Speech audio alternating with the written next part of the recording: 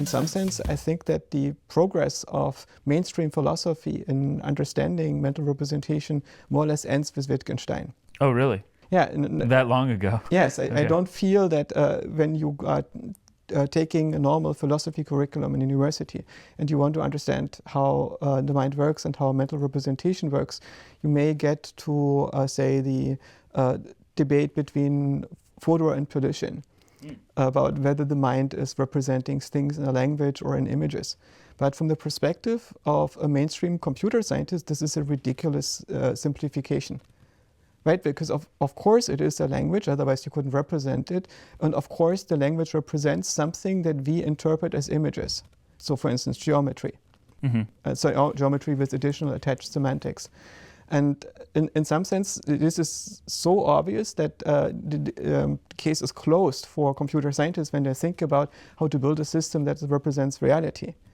But it's completely wide open for philosophy. And in some sense, Wittgenstein answered this, or tried to answer this question by saying, let's patch English into a logical language so we can do philosophical statements that are true and false in it. And this is what he expresses in the Tractatus. And then over the course of his life, he comes to the conclusion that he doesn't see a way to ground meaning in grammatical language. And for his understanding, language is quite similar to what later on Chomsky and others thought of language, that it has to be discrete and made out of features, objects that have only very few properties at a time.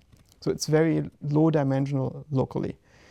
And of course, this is not a necessary condition for a general representational language. If you want to build a representational language, of course, you can have objects that have millions of properties if you want, right? And if you want to represent the world in a neural network, then you need representations where individual features can have thousands of sub-features that determine them when you are trying to ground them perceptually.